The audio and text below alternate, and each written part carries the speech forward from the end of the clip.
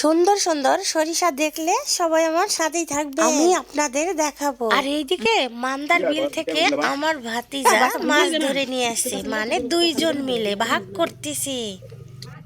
তো আজকে আমরা সরিষার শাক উঠাতে যাচ্ছি। এই তো দেখেন, আমি আর আমার ভাবি দুইজনা মিলে আজকে শাক উঠাবো।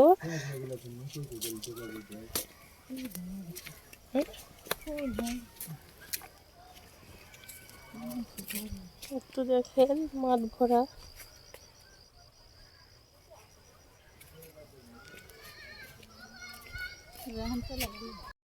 হ্যালো গাইস, আমি আজকে সরষা শাক উঠাতে আসছি আর আপনাদের মাঝে শেয়ার করতেছি। এই তো দেখেন। তো দেখেন এরকম মাঠে কার কার ঘুরতে ভালো লাগে। তো আমার তো অনেক ভালো লাগতেছি, কি বলবো আর, অনেক মজা করে ঘুরতেছি। চারিদিকে সরিষা আর সরিষা, আর ফুলগুলো দেখেন অসাধারণ। আমার তো মনে বলতেছে এখানে থেকেই যাই, মানে এত ভালো লাগতেছে আমাকে। একটু করে রোদ আছে আর কি, আর সরিষাগুলো দেখতে অনেক ভালো লাগতেছে, আমার মনও ভরে গেছে।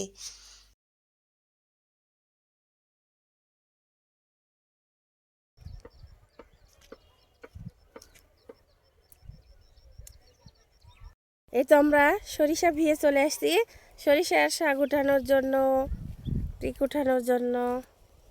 এই তো দেখেন অনেক সুন্দর, পুরো মাঠ খালি সরিষা আর সরিষা।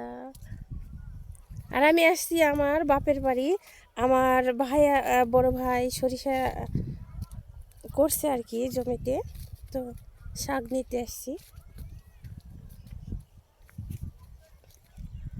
এই তো দেখেন অনেক সুন্দর সুন্দর শাক।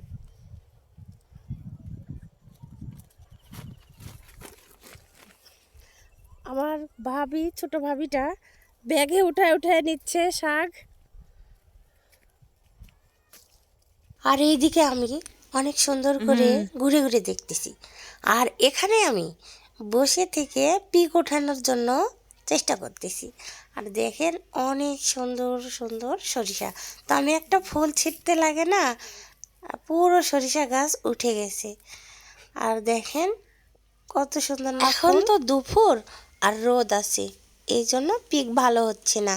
আর বিকালবেলা হলে না অনেক সুন্দর সুন্দর পিক ওঠানো যেত। এখন আমি বাসায় চলে যাব। আর এইদিকে আমার বড় আম্মা ভাতের মার নিংড়াচ্ছে।